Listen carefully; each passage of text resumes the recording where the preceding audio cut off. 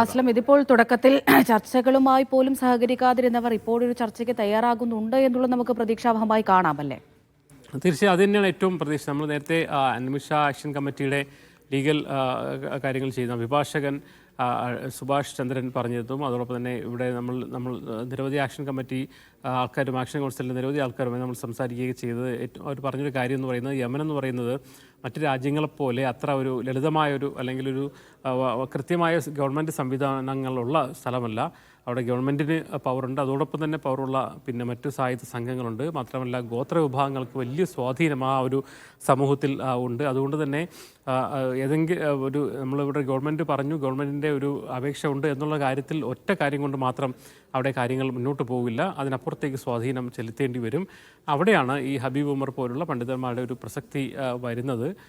അവർ ഈ ഒരു ഇസ്ലാമികമായ മാനങ്ങൾ പറഞ്ഞുകൊണ്ട് പരമാവധി പുറത്തു കൊടുക്കാനുള്ള അല്ലെങ്കിൽ മാപ്പ് നൽകണമെന്നുള്ള ഒരു കാര്യം അതിൻ്റെ കാര്യങ്ങളൊക്കെ പറഞ്ഞുകൊണ്ട് അവരെ അതിലേക്ക് പ്രേരിപ്പിക്കാനുള്ള ശ്രമമാണ് നടക്കുന്നത്. സ്വാഭാവികമായിട്ടും കുടുംബത്തിനകത്ത് വലിയ വികാരം ഇക്കാര്യത്തിലുണ്ട്, ഗോത്ര വിഭാഗത്തിലുണ്ട്, ആ പ്രദേശത്ത് തന്നെയുണ്ട്. വിദേശീയ ഒരാൾക്ക് അങ്ങനെ ഒരു മാപ്പ് കൊടുക്കേണ്ടതുണ്ടോ? പ്രത്യേകിച്ചും അത്രയും വലിയൊരു പിന്നെ ആ കൊലപാതകത്തിൻ്റെ നമ്മൾ ആ വാർത്തകൾ അവിടെ നിന്ന് അറിയുന്നതോ വിശദാംശങ്ങൾ അറിയുമ്പോൾ കുറച്ച് വളരെ വിവാദമായൊരു കൊലപാതകം തന്നെയാണ്. അപ്പോൾ അത്തരത്തിലുള്ള പ്രതി ചേർക്കപ്പെട്ട് കോടതി തന്നെ കുറ്റക്കാരൻ കണ്ടെത്തിയ ആൾക്കാർക്ക് അങ്ങനെ ക്ഷമിച്ചു കൊടുക്കേണ്ടതില്ല.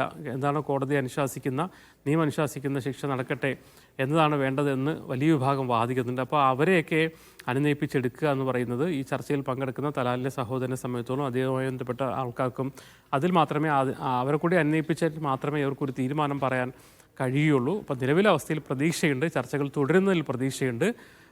അതിനേക്കാൾ ഏറ്റവും പ്രധാനപ്പെട്ട കാര്യം എന്ന് പറയുന്നത് ചർച്ചകൾക്ക് കുറച്ചുകൂടി സ്പേസ് കിട്ടി എന്നുള്ളതാണ്, കുറച്ചുകൂടി ദിവസം നീട്ടി കിട്ടി എന്നുള്ളതാണ്. മറ്റത് നാളെ തന്നെ പരീക്ഷ നടപ്പാക്കുകയാണെങ്കിൽ ഒരുപക്ഷെ ഇന്ന് തന്നെ അവർ തീരുമാനം എടുത്തില്ല എങ്കിൽ വലിയ പ്രശ്നത്തിലേക്ക് പോകും. പക്ഷേ ഇന്ന് ഒരു തീരുമാനം ആയില്ലെങ്കിൽ പോലും വീണ്ടും തുടർ ചർച്ചകൾക്കുള്ള സാധ്യതകൾ ഉണ്ട് എന്നുള്ളതാണ് ഇപ്പോഴുണ്ടായ ഏറ്റവും അനുകൂലമായ ഘടകം. അതിനുവേണ്ടി ഒരു വശത്ത് ഈ ചർച്ചകൾ നടക്കുമ്പോൾ തന്നെ കേന്ദ്ര സർക്കാരിൻ്റെ ബന്ധപ്പെട്ട വൃത്തങ്ങളും അതോടൊപ്പം തന്നെ നിമിഷ ആക്ഷൻ കമ്മിറ്റിയുടെ ലീഗൽ സൈഡും ഈ കാര്യം ചർച്ചകൾ നടക്കുന്നുണ്ട്, കുടുംബവുമായിട്ട് ഗൗരവത്തിലുള്ള ചർച്ചകൾ നടക്കുന്നുണ്ട്, ഇടപെടലുകൾ നടക്കുന്നുണ്ട്. അതുകൊണ്ട് തന്നെ ഈ വധശിക്ഷ നീട്ടിവെക്കണം എന്ന കാര്യം കോടതി അറിയിക്കുകയും അങ്ങനെ അറ്റോർണി ജനറലിൻ്റെ കൂടി സഹായത്തോടു കൂടി കോടതി വധശിക്ഷ നീട്ടിവെക്കുകയും ചെയ്തു. ഈ രണ്ട് സമാന്തരമായ കാര്യങ്ങൾ ഒരുമിച്ച് നടക്കുന്നതിൽ ഒരു കാര്യം അവിടെ വിജയിച്ചു, നീട്ടിവെക്കുക എന്ന് പറയുന്ന കാര്യം വിജയിച്ചു. അതുകൊണ്ട് തന്നെ അത് നടക്കാൻ കാരണം ഈ ഒരു ഗൗരവമായ ഇടപെടൽ ഒരു ചർച്ച അവിടെ നടക്കുന്നത് കൊണ്ടാണ് അത് നീട്ടിവെച്ചത്.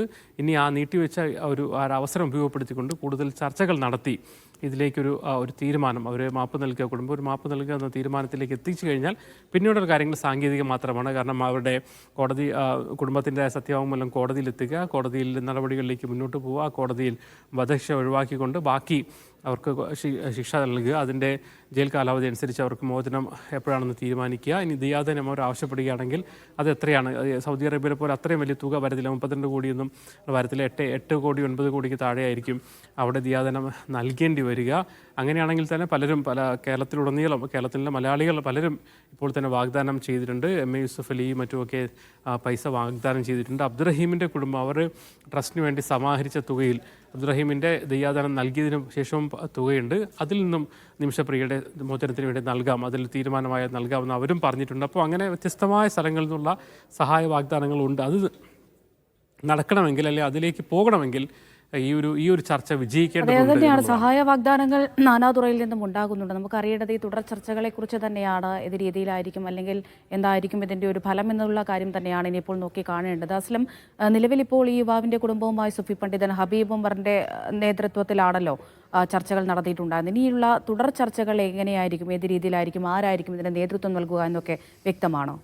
ഇതേ അവസ്ഥയിൽ തന്നെയാണ് ഹബീബ് ഉമറിൻ്റെ നേതൃത്വത്തിൽ, അദ്ദേഹത്തിൻ്റെ പ്രതിനിധി ഹബീബ് മഷൂറിൻ്റെ നേതൃത്വത്തിലാണ് ഇപ്പോൾ ചർച്ചകൾ നടക്കുന്നത്. അതേ രീതിയിൽ തന്നെയായിരിക്കും അവിടെയും പോവുക എന്ന കാര്യത്തിൽ. കാരണം മറ്റ് ഇടപെടലുകൾ ഇതുവരേക്കും വിജയിക്കാത്ത സാഹചര്യത്തിൽ ആ ഒരു ചർച്ചകൾ കാര്യത്തിൽ തന്നെ ആയിരിക്കും പുരോഗമിക്കുക. അതേസമയം തന്നെ ഗവൺമെൻറ്റിൻ്റെ പ്രതിനിധികളും അതോടൊപ്പം തന്നെ ആക്ഷൻ കൗൺസിലിന് വേണ്ടി അവിടെ പ്രവർത്തിക്കുന്ന ആൾക്കാരും കേന്ദ്ര സർക്കാരിൻ്റെ പ്രതിനിധികളൊക്കെ തന്നെയും പ്രത്യക്ഷമായും പരോക്ഷമായും ഇക്കാര്യത്തിൽ ഇടപെട്ടുകൊണ്ടേയിരിക്കും. കാരണം അവിടെ ഒരു കൗൺസിലേറ്റും മറ്റൊന്നും കൃത്യമായി എംബസിയൊന്നും ഇല്ലാത്തതുകൊണ്ട് തന്നെ ഔദ്യോഗികമായ ഉദ്യോഗസ്ഥർക്ക് മറ്റൊന്നും നേരിട്ട് ഇടപെടുന്നതിന് പരിമിതികളുണ്ട്. മാത്രമല്ല ഗോത്ര വിഭാഗങ്ങളുമായി ബന്ധപ്പെട്ട പ്രശ്നങ്ങളാണ്. അതിൽ വേറെ തരത്തിലൊരു വല്ലാത്തൊരു ഇടപെടൽ വരുന്നു എന്ന് തോന്നിയാൽ ഗോത്ര വിഭാഗങ്ങളെ ചർച്ചകളിൽ നിന്നൊക്കെ പിന്മാറുകയൊക്കെ ചെയ്താൽ കൂടുതൽ പ്രശ്നമാകും. അതുകൊണ്ട് തന്നെ സാഹചര്യങ്ങൾ പരിഗണിച്ചുകൊണ്ടും ഈ ഒരു ചർച്ചയ്ക്ക് ഗുണകരമായ രീതിയിൽ ഇടപെടലുകളാണ് മറ്റുള്ളവർ നടത്തിക്കൊണ്ടിരിക്കുന്നത്. അത് മുന്നോട്ട് പോകുമെന്ന് തന്നെയാണ് കരുതുന്നത്. അതിലൊരു ഒരു ഒരു ഒരു തീരുമാനം ഉണ്ടായിക്കഴിഞ്ഞാൽ വളരെ പെട്ടെന്ന് തന്നെ ബാക്കി ലീഗൽ ആക്ഷനിലേക്ക് പോകുന്നതിനാവശ്യമെല്ലാ തയ്യാറെടുപ്പുകളും ഇതിൻ്റെ നിയമവിഭാഗവും അതോടൊപ്പം അറ്റോർണി ജനറലുമായി ബന്ധപ്പെട്ടൊക്കെ സംസാരിച്ച് വെച്ചിട്ടുണ്ട്. അതിൽ കേന്ദ്ര സർക്കാരിൻ്റെ അവിടുത്തെ പ്രതിനിധികളുടെയൊക്കെ കൃത്യമായ ഇടപെടൽ ഉണ്ടാവുകയും ചെയ്യും. കാരണം ഇത്തവണയും ഈ ഒരു മാറ്റിവെക്കലിലേക്ക് നയിച്ചതും അത്തരം ഇടപെടലുകൾ തന്നെയാണ്. എന്തായാലും ആ ഒരു തീരുമാനത്തിന് വേണ്ടി കാത്തിരിക്കുന്നു. എന്തായാലും ചർച്ചകൾ പോസിറ്റീവായി തന്നെ പുരോഗമിക്കുകയാണ്. ചർച്ചകൾ തുടരുന്നുണ്ട്. അതിനുവേണ്ടി അവർ സന്നദ്ധത കാണിക്കുന്നുണ്ടെന്നത് തന്നെ